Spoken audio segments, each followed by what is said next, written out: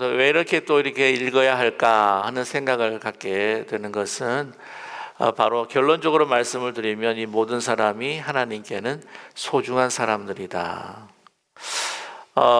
우리 그 졸업 앨범 사진이나 이 졸업 책자에 그 이름들이 쭉 나와 있을 때 그 수많은 참 많은 이름들이 있는데 그래도 자기 이름이 있는지 없는지 체크하게 되잖아요.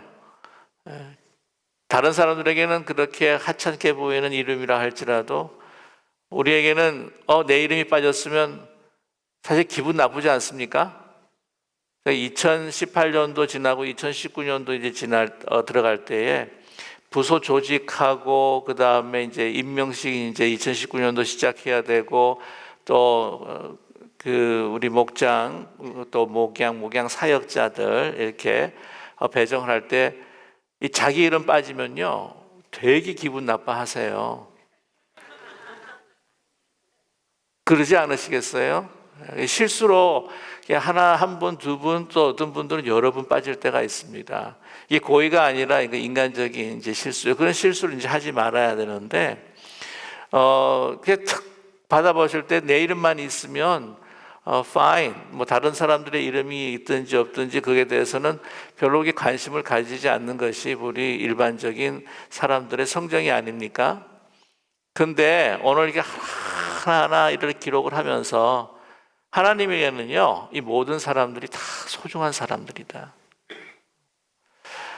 특별히 그 신분적인, 사회적인 위치로 봤을 때에 별로 이렇게 소중해 보이지 않는 사람들도 거기에 다 들어가고 있고요. 거기에 어떤 사람들이 있는지 또 그것을 다 열거하고 있다고 하는 것입니다.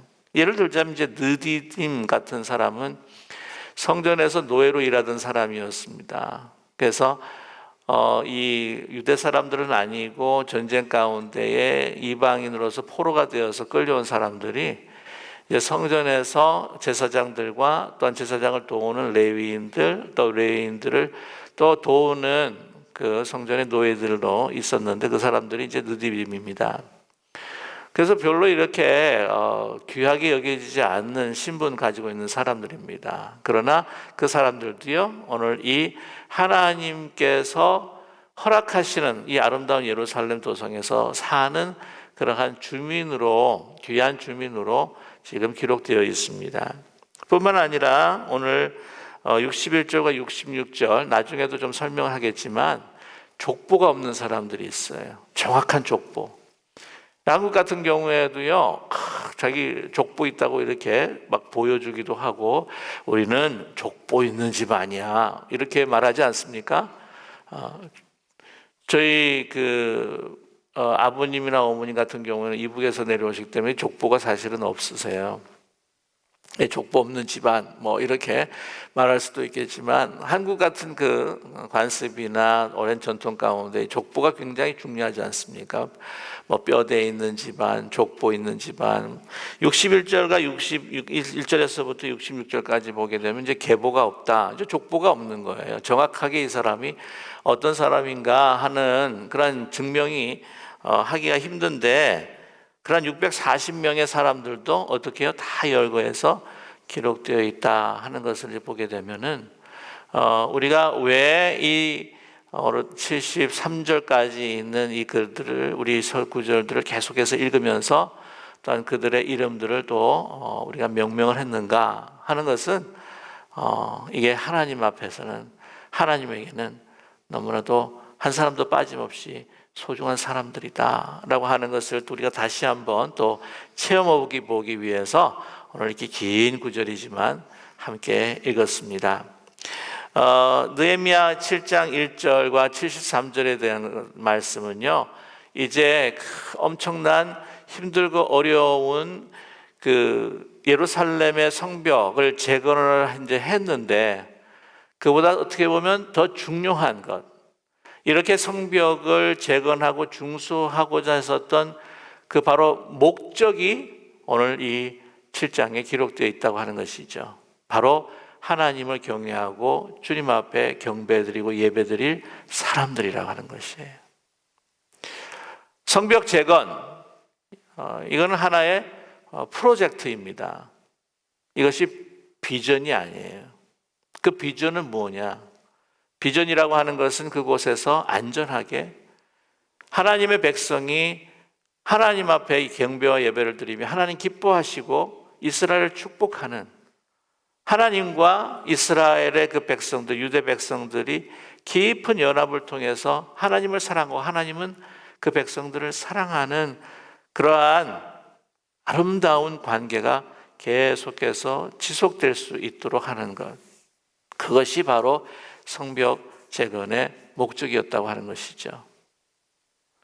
느헤미야는 그것을 분명히 알았습니다.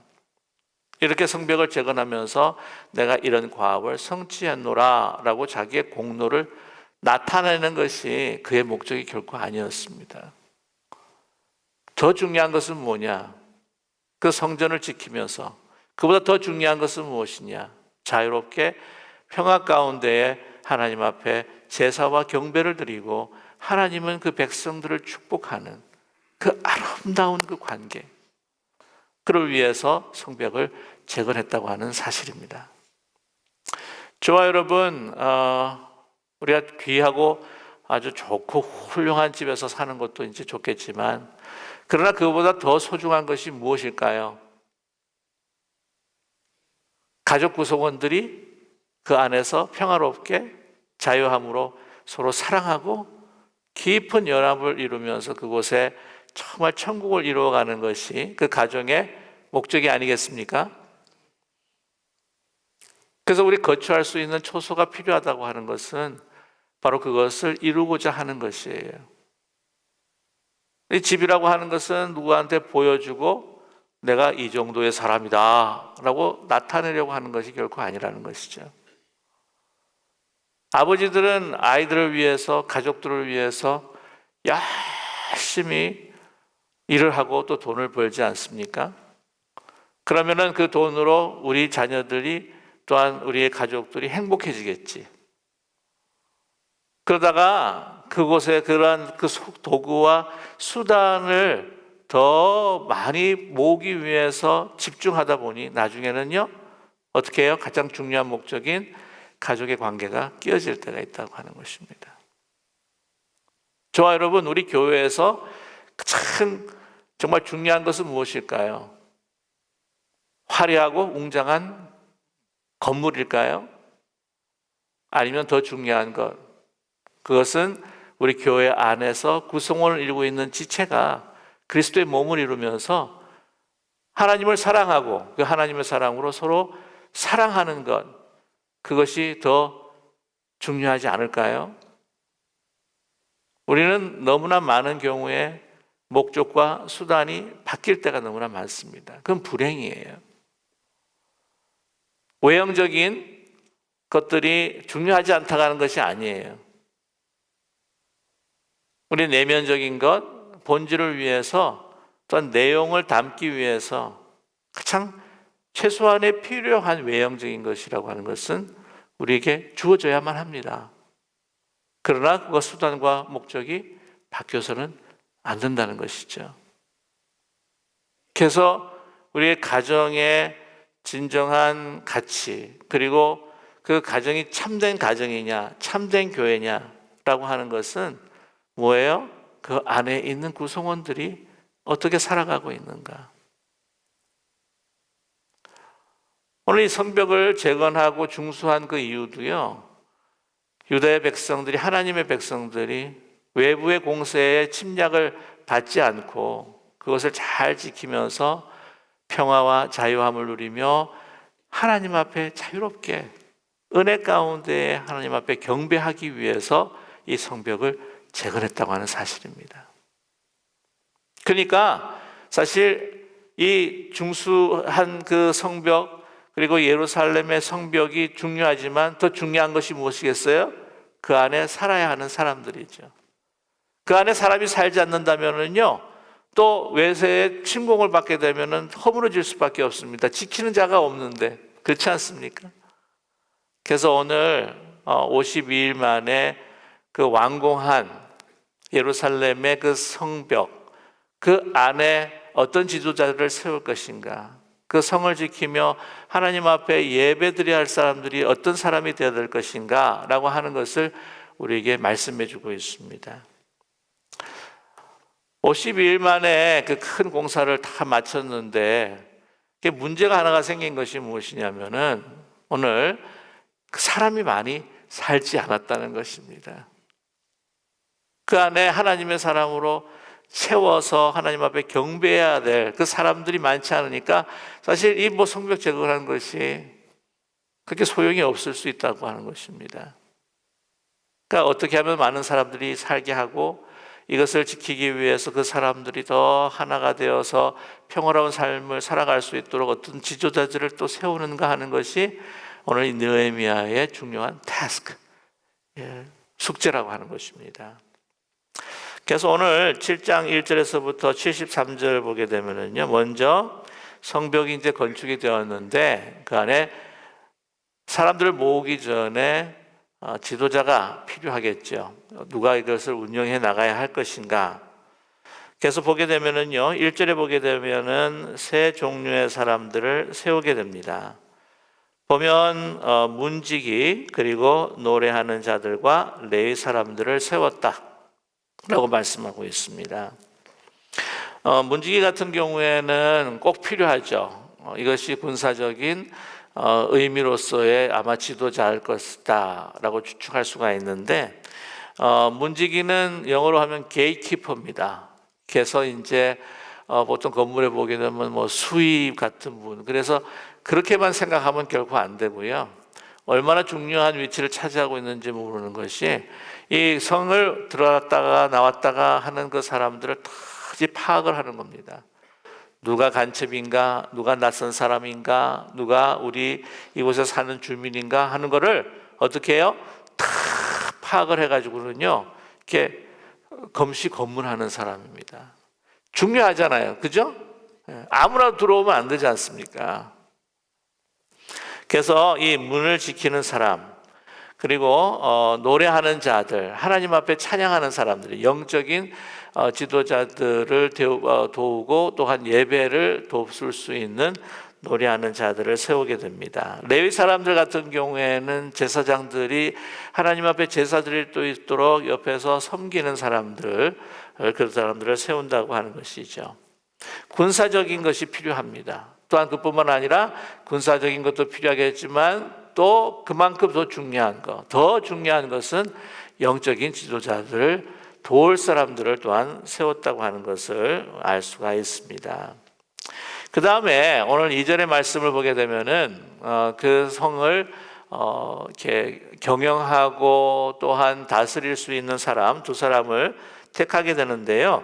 오늘 보시게 되면은 2절에 내 아우 누구예요? 하나니와 또 이름이 비슷합니다. 영문에 관한 하나냐를 이렇게 택합니다. 하나니, 우리 느헤미야 1장을 우리 함께 공부할 때에 이 성벽이 다 무너져 가지고는 외세의 침략으로 또한 여러 가지 고통으로 힘들어하는 그 유다 사람들의 소식들을 가지고 온 사람이 누구였죠? 하나니예요. 동생입니다. 그 동생을 어떻게 해요? 거기에는 최고 관리로 세웠다고 하는 거죠. 어떤 분은 기분 나쁘게 생각할 수도 있습니다. 친인척 인사라고 해가지고. 근데 그 친인척 인사도요, 이게 좋은 자리면은 친인척 인사가 될 수가 있는데, 지금 이거 도전도 많고 힘들고 외세 침략이 언제 들어올지도 모르고 불안하고 하는 이 자리가요, 결코 좋은 자리가 아닙니다. 다 사람들이 사실은 이렇게 회피하고 싶은 자리가 바로 이 자리예요. 근데 하나님 자기 동생을 세웁니다. 왜냐하면 신뢰하고 믿을만하고 자기뿐만이 아니라 자기를 돕는 것도 돕는 거지만 중요한 것은 이 하나님보다 자기 동생이긴 하지만 이 어려운 상황을 잘 극복할 것이요, 이 어려운 상황을 잘 극복할 수 있는 바로 그 마음의 바탕이 뭐냐면은 여호와 하나님을 사랑할 뿐만 아니라 특별히 그 형제들을 사랑하는, 유대 형제들, 형제 자매를 사랑하는 마음을 갖고 있습니다. 이 사람이. 어떻게 그렇게 우리가 알 수가 있느냐? 자, 술관원이었던 정말 그 엄청난 페르시아의 그 제국의 실세라고 이야기할 수 있는 형님이 그 자리에 앉아 있는데, 하나니가 와가지고는 아마 그렇게 이야기할 수도 있잖아요. 형님, 저 한 자리 주십시오. 그렇게도 이야기할 수 있지 않았을까요? 그 엄청난 그 제국의 그 높은 자리 하나를 그냥 탁, 진짜 친인척 인사로, 실세니까. 나 그러지 않고 정말 곰핍하고 고통스럽고 힘들고 한 그 형제들의 그 소식들을 가지고 와가지고는 형님이 이렇게 우리 형제 고륙들이 어려움을 당하고 있는데 이렇게 이 자리에서만 계속해서 편안하게 계실 수만 있습니까? 아마 이렇게 하나님 앞에 느헤미야가 기도했던 그 동기도요, 누가 주었을까? 하나니가 동생이 막 아주 리얼하게 아주 그냥 너무 요가 없이 그 고통스러운 그것들을 다 호소하면서 형님한테 이야기했던 것이 아닐까.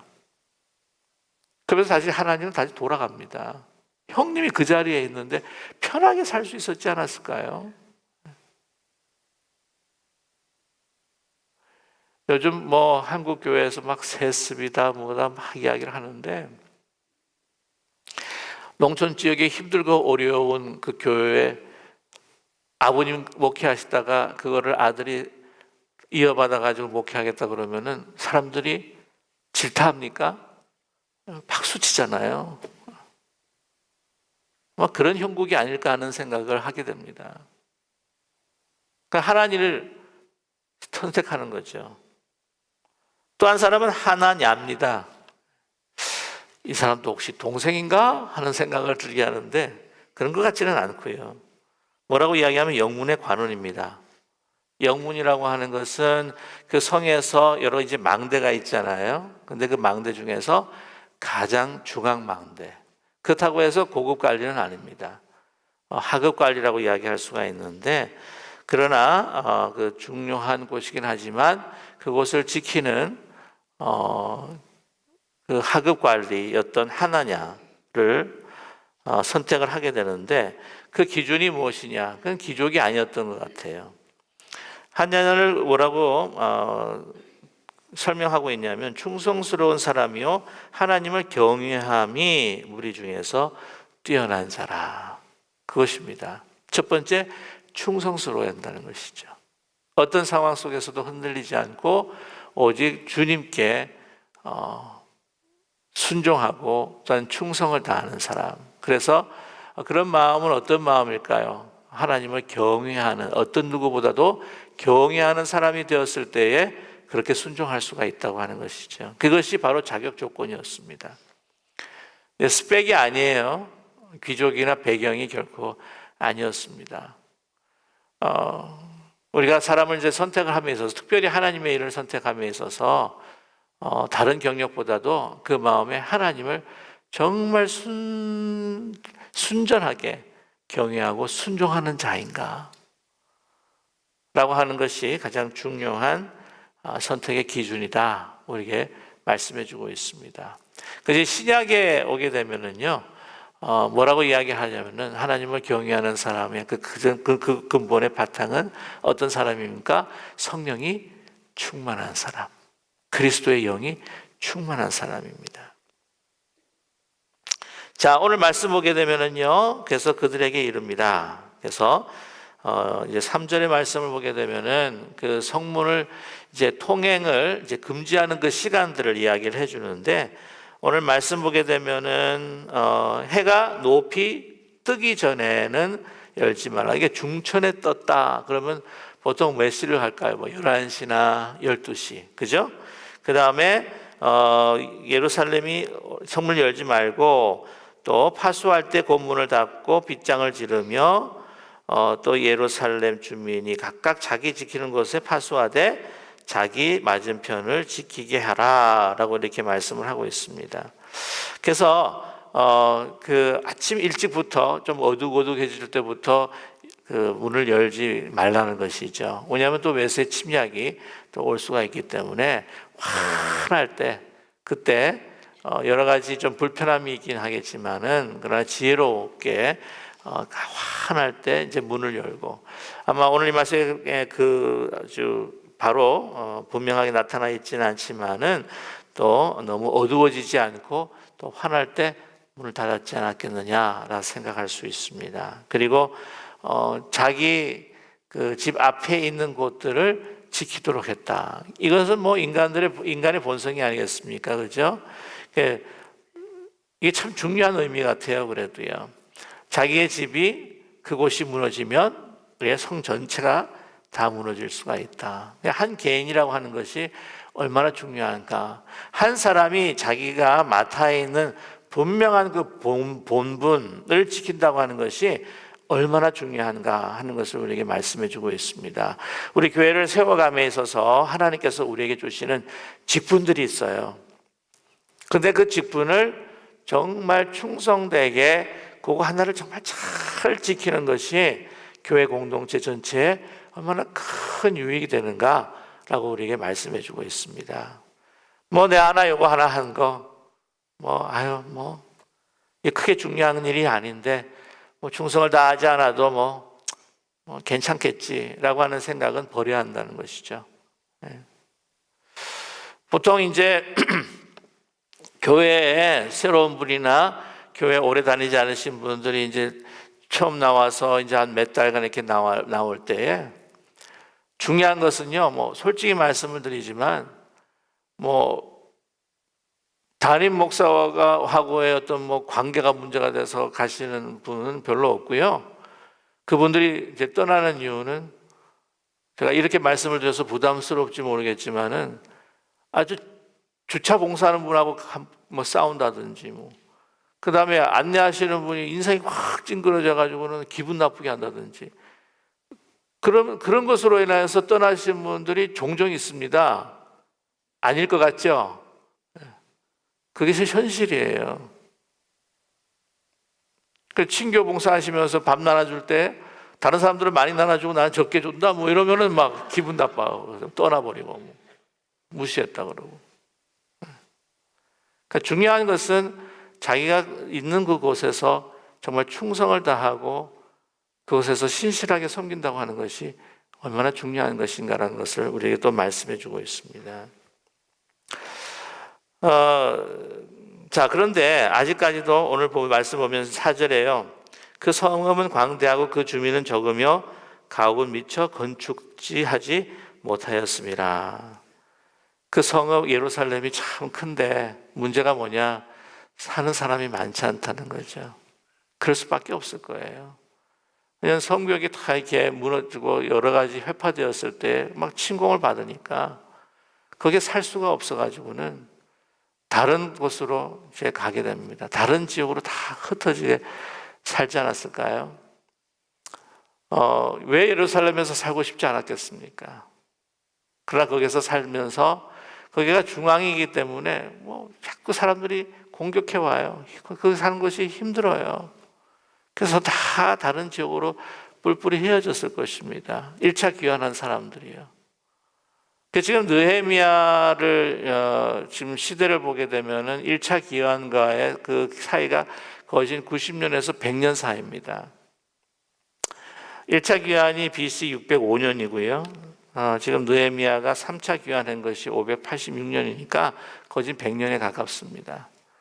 그러니까 이제 흩어져 살면서 100년 동안 거기서 집을 짓고 또한 그 자리를 보금자리를 마련하고 있다 보니까 이제는 거기가 거진 고향이 된 거예요. 거기가 사는 곳이 되었습니다. 근데 이 사람들은 이제 이주를 시켜야 되는 거예요. 이주를. 자, 그런데 이 사람들 이주를 해야겠다고 하는 것은 누가 마음을 주셨냐면은 하나님께서 감동케 하셔서 그 마음을 주신 거예요. 고민하지 않았겠습니까? 어떻게 이렇게 텅 빈 예루살렘 성을 이 사람으로 채워야 될 텐데 이거 어떻게 채우냐는 거예요. 그 사람들이 이렇게 이주시킬 때 한 사람 한 사람 설득을 해야 될 그 상황 속에서 이거 누구를 대상으로 해야 될까? 고민 끝에 있는데 오늘 말씀 보게 되면 5절에 내 하나님이 내 마음을 감동하사. 그럼 우리가 하나님 앞에 기도할 때에 하나님께서 내가 손까딱하지 않도록 하나님께서 역사해 주신다. 그럴 때도 있겠지만, 그러나 하나님 앞에 우리가 간절히 간구할 때에 하나님께서는요, 우리에게 지혜를 주시고 우리에게 창조적인 생각을 우리에게 허락하여 주시는 줄로 믿습니다. 근데 어떤 생각이냐? 오늘 말씀 보게 되면 인구 조사를 하게 되는 거예요. 귀족들과 민장들과 백성들을 모아서 그 계보대로 등록하게 하심으로 내가 처음으로 돌아온 자의 계보를 얻었는데, 이렇게 이야기합니다. 인구 조사를 한 거죠. 하나님의 뜻에 따라 조사한 겁니다. 사무엘하 24장을 보게 되면은 그 다윗이 인구 조사를 했다가 하나님의 징계를 받게 되죠. 그건 하나님의 뜻에 따라 한 것이 아니고 자기가 나라가 다스리는 이 이스라엘 나라가, 유대 나라가 얼마나 강건한지, 또한 그걸 통해서 우리가 더 세금을 어떻게 좀 받아들일 수가 있을 것인지, 어떻게 하면 다 이 군사들을 모을 수가 있을 것인지, 하나님의 뜻이 아니라 자기의 뜻에 따라 인구 조사를 했기 때문에 하나님께서는 진노하신 것이었고요. 이거는 하나님의 성전을 지키고 그 안에서 하나님 앞에 찬양하고 예배하는 자들을 채우기 위한 하나님의 다른 인구 조사이기 때문에 하나님께서는 이 일을 형통케 하셨다고 하는 것입니다. 자, 그래서 처음 돌아온 자들의 계보를 얻게 됩니다. 그래서 이제 예루살렘 성에서 살 사람들에 대한 그 조사를 쫙 해서 맞춰가지고는 이걸 받은 이 조사의 기록이 오늘 73장 7절에서부터 나타나고 있습니다. 정말 그 사람들이 이제 100년 동안 흩어져 가지고는 예루살렘 밖에서 살아가서 다시 들어오는데 사실 쉽지는 않았을 거예요. 그러나 그들의 마음 가운데 1차 기한, 비록 100년이라 거진 100년이라는 세월이 흘렀고 세월이 좀 많이 흘렀지만은, 그러나 그 자손들을 향한 하나님을 향한 그 사랑과 그 경외심은 아마 잘 유업으로 이어지지 않았을까. 1차 기한 때 돌아오던 사람들은 특별히 더 하나님을 향한 경외심과 충성심이 많았던 사람이라고 하는 것을 우리는 추측할 수 있지 않습니까? 오늘 7절의 말씀을 보게 되면은요, 스룹바벨과 그 11명의 지도자의 이름이 나와 있습니다. 스룹바벨 아시죠? 1차 기환 때에 최고 지도자로서 그들을 인솔하고 왔던 사람이었습니다. 그래서 보게 되면은 여러 가지 느헤미야는 이 느헤미야가 그 느헤미야가 아니겠고요. 또 모르드게가 그 모르드게가 아닐 것입니다만은 비슷한 이름들이 참 많습니다. 우리가 아는 11명의 지도자, 그래서 합해서 12명이 왔다고 하는 것이죠. 지도자라서 왔습니다. 그 다음 이제 8절에서부터 24절까지 보시게 되면 그냥 말씀을 드리면 17개의 그 가문입니다. 가문, 중요한 가문들이 있죠. 그래서 16,772명, 그 다음에 25절에서부터 38절 같은 경우에는 이 21개 마을에서 지금 흩어져서 살고 있는 그 사람들, 1차 귀환을 해가지고는 여러 고장으로 이제 흩어져서 살고 있는데, 그 21개 마을에서 사는 사람들의 인구조사, 그래서 8,684명 정도가 되고요. 그 다음에 39절에서부터 42절까지는 이제 제사장의 그 가문을 언급하면서 그 굉장히 참 많이 돌아왔어요. 4,289명이면 전체 그 돌아온 귀환 숫자가 거의 5만 명이 되니까 10분의 1 정도가 돌아오게 된 것이죠. 아무래도 제사장이다 보니까 하나님을 향한 그래도 경외심과 사랑이 많았던 것 같습니다. 거기에 10%가 이제 돌아온 것입니다. 그 다음에 43절에서부터 45절까지 보면 그 제사장들을 제사 지낼 때에 돕게 되는 레위인들은 많지 않았어요. 360명 밖에 안 왔습니다. 왜 이렇게 360명 밖에 안 왔을까 하는 생각을 하게 되는 거는, 우리 꼭 가가지고는 또 제사장 밑에서 또 이렇게 고생을 해야 되는데, 우리가 지금 그 페르시아에서 지금 잘 정착하고 살아가고 있는데 한번 또 돌아가가지고 또 그렇게 막 수종 들고 해야 될까? 그건 제 인간적인 생각입니다. 그 이유는 모르겠어요. 이렇게 적게 돌아온 이유가 무엇인지는. 그러나 또 46절에서부터 56절까지는 그 느디딤, 느디딤 말씀드렸죠. 이들은 전쟁에서 그 유대의 그 포로가 되어 가지고는 레위인들을 돕는, 제사를 위해서 돕는 사람들. 그러니까 뭐 불을 떼기 위해서 장작을 팬다거나 허들에 있는 한 사람들. 또한 그 솔로몬의 그 자손들이라고 하는데, 이 솔로몬의 자손들도 유대 자손들이 아니라 또한 그 솔로몬, 그 이방의 그 여인들을 통해서 나온 그 자손들. 그래서 57절에서부터 60절까지. 그래서 느디딤과 솔로몬 자손들은 사실은 이방인인데 하나님의 도성에 살 수 있는 그 계보에 들어가 있다고 하는 사실이죠. 그것을 390명, 그 다음에 족보 없는 사람, 소위 뼈대가 없는 사람이 61절에서부터 66절까지 640명이 이렇게 기록이 되어 있습니다. 보게 되면은 제사장뿐만이 아니라 또한 아주 유명한 가문의 사람들뿐만 아니라 오늘 이 도성에서 살고 하나님의 이 거룩하신 성경책에 들어있는 그 계보에 있는 사람들, 느디딤, 솔로몬의 자손, 또 우리 계보 없는 사람도 하나님의 백성으로 그 하나님의 거룩한 도성에서 살게 되었다고 하는 것을 우리에게 말씀해 주고 있습니다. 신분의 차이에 관계없이 그냥 보면요, 느디딤과 솔로몬 자손 계보 없는 사람을 그냥 뭉뚱그려서 이야기할 수도 있는데 그러지 않고 그 사람들이 속해 있었던 그 사람들의 이름들을 또한 그 가족의 이름들을 쭉 이렇게 열거하는 거 보면, 많은 이름을 통해서 열거하는 거 보면 하나님이 그들도 귀하게 여기셨다. 그것이 우리 교회의 모습이 아닐까 합니다. 신분의 귀천 없이 하나님께서는 예수 그리스도를 믿는 모든 이름들을 하늘 생명책에 기록해 주신 것처럼 이 땅에 천국을 이루어가는 우리 교회에 모든 사람들이 함께 살아가고 있다고 하는 것. 그리고 하나님께서는 그 한 사람도 천하게 여기지 아니하시고 정말 귀하게 여기시는, 우리를 기억하시는 하나님이시다라고 하는 것을 오늘 이 말씀을 통해서 우리가 배우게 됩니다. 저와 여러분, 우리가 한번 요약해서 말씀을 드린다고 한다면 중요한 것이 무엇일까? 하나님 앞에.